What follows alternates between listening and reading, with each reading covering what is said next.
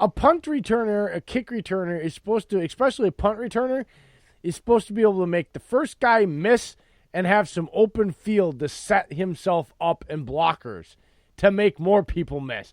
Not, ooh, well, I got to make 5 people miss and I can get 3 inches.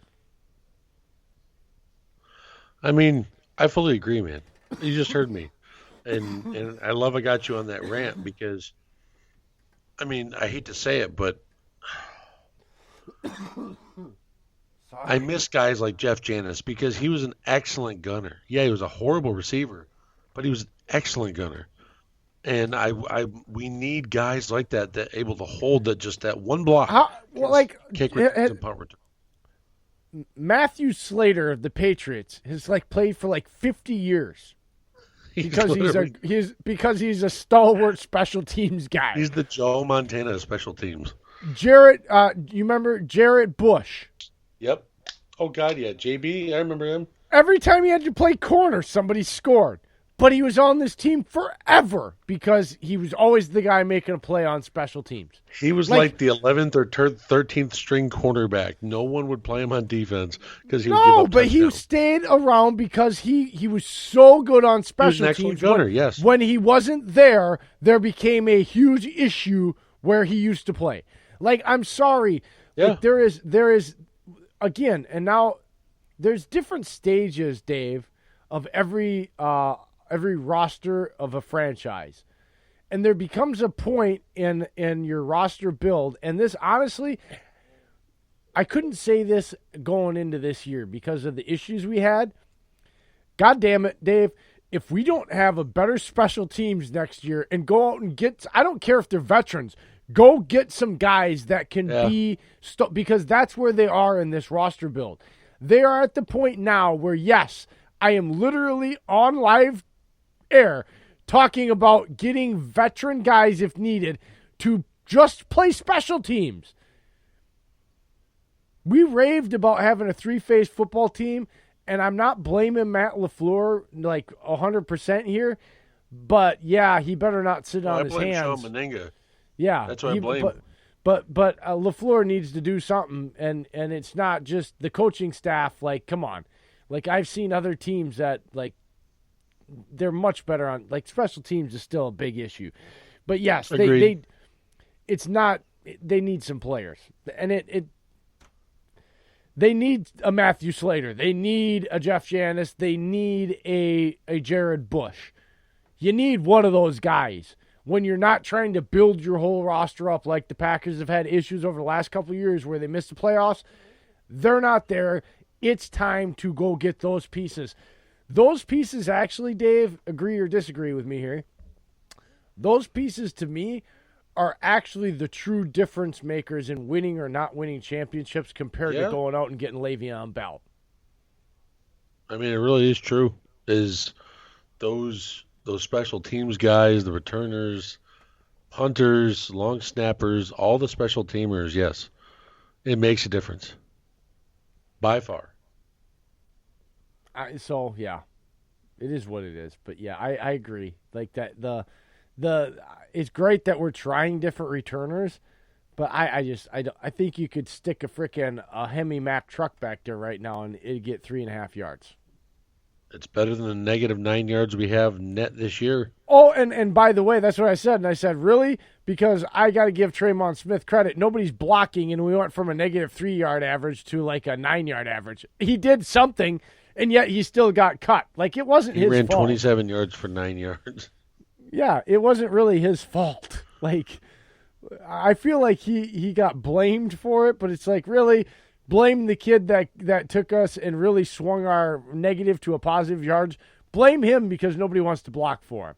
No, I think Gutekunst and LaFleur are looking for that guy that can take a kickoff return straight from the beginning of the game and put us on the 50 or put us on the that's my thing is we need a guy that can come out and get that momentum. So they don't have to keep starting at the 25-yard line every damn drive. Yeah, Packers are one of the worst teams in field position starting. I wonder why. Because our return game is horrible. I watched Tremont Smith at least a dozen times in the past 3 weeks. Just run straight into piles. Like literally, there was one kick we had last week against the Giants, and I'm like, oh look, he got up to 35, and he ends up getting tripped up by the fucking kicker. Like, give me a break. Like, come on, man. Seriously, it's in the snow. Kickers are make him a folly and make him fall in the snow. High knees, pick your freaking feet up. I know we would have only won another like 38-13, but still, I still would have wanted at least a big return. That was a minuscule one. That was like, okay, you got to 35. Okay, cool.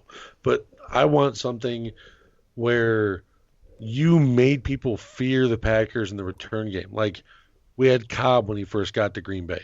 New Orleans, that first game in the season opener we had, when he took that opening kick straight to the house. Yeah, from 4 yards deep when he was told not to bring it out. And his rookie mistake adrenaline got the better of him, and he took it to the house. Good for Cobb. But yeah, it's that. Yeah, that's exactly what you're talking about.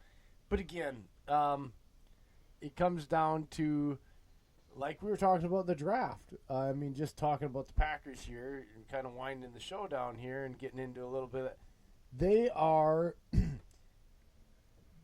I think their issues this year with losing games and their statistics, I think it's more scheme and coaching than it is not having enough talent. Because Agreed. otherwise they wouldn't be able to turn it around and do the things they do after they, these 3 bad games they had, or even the games they won where they haven't looked great. I think there's more than enough talent all around on this roster. I just think that it still isn't because of the youth of it, it's still not strong enough at its core to overcome coaching faux pas. In another year or two, I don't think it's going to much matter. I think it'll be able to, if LaFleur's having a bad stretch or calls some bad plays, I think every team, if it's built right, becomes strong enough, especially if you have a quarterback like Rodgers, becomes strong enough where everything the coach does doesn't necessarily affect the players on the field. Right Yeah. now, we can see when the coaching staff is not on their, crossing all their T's and dotting all their I's, it affects the players on the field. That's from the youth of the roster, in my opinion. So another thing we talked about the other day. One, do you want Pettin to stay as a DC? Two, do you feel he's going to stay? And three, who would you want if we let go of Pettin?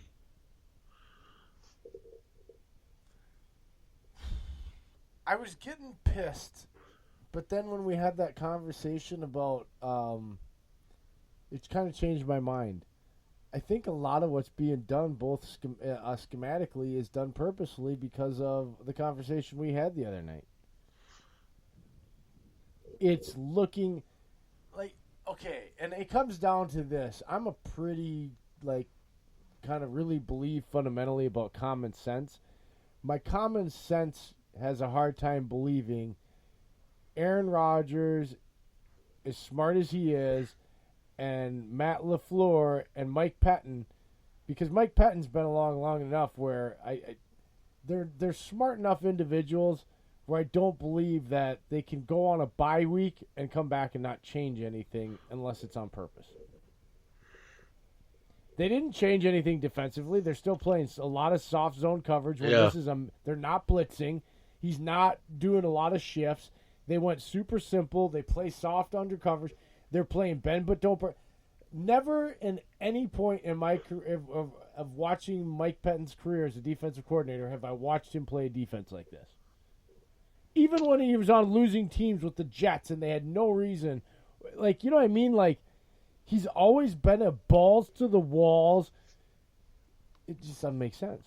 There's one thing that there's a longer, bigger view and play going on. That's just what my common sense tells me. So yeah, I'm not firing anybody because I think this So is you're all telling part of me a team. so you're telling me you think my theory that like I said, I told you no, not the other night, folks. I Well, told this was you, like a 2 o'clock in the morning phone call, by the way, between the two of I us. told, I told them that I really have a feeling that Matt LaFleur and Mike Pettin are putting out game plans where game plans they're basically doing The bare 4 or 5 minimum. page they're doing 4 or 5 pages of their playbook, and they go through front and back just to make sure, and whatever works, stick it. Whatever doesn't work during the game, obviously, rip it up, throw it out, throw it in the trash can.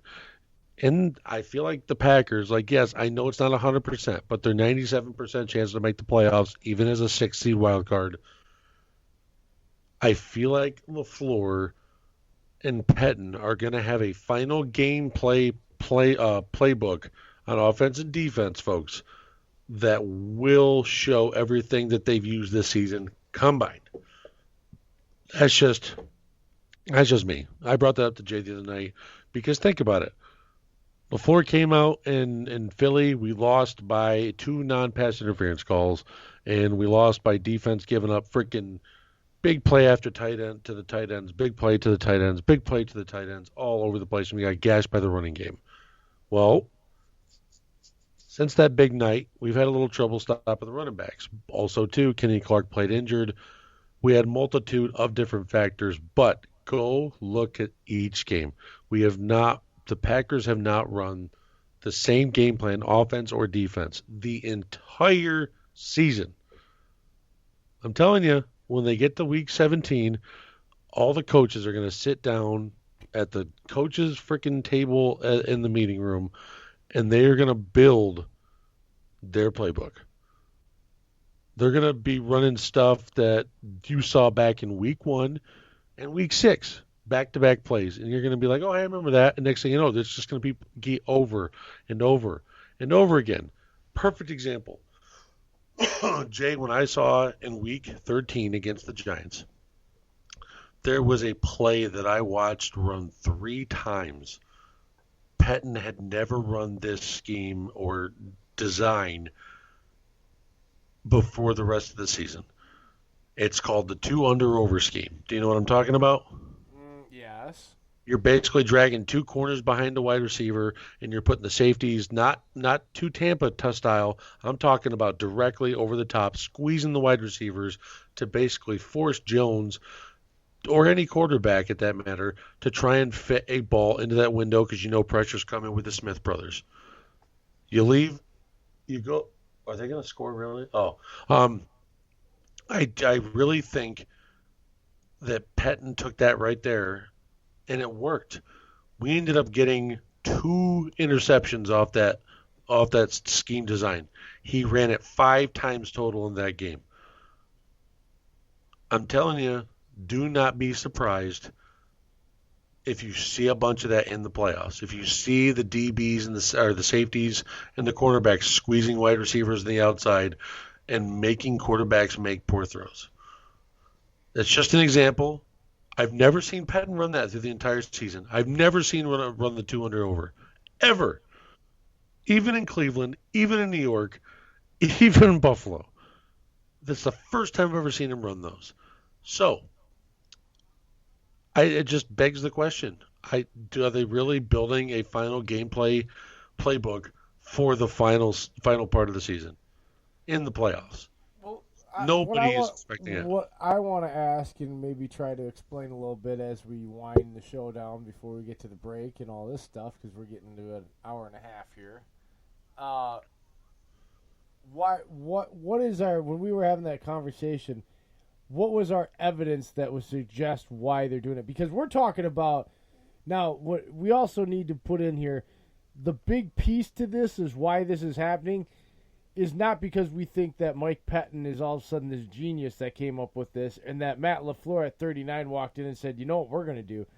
I believe, and I think Dave agreed with me, this is something that's an Aaron Rodgers idea. Of Yeah, we're this not seems going, this seems we're, like we're not this going to seems show like his idea. everything because look at what happens when you show everything. You get to the playoffs, and McVay gets knocked out in the first round by a team that's not as talented as him because their scheme is, he's unloaded it the whole season.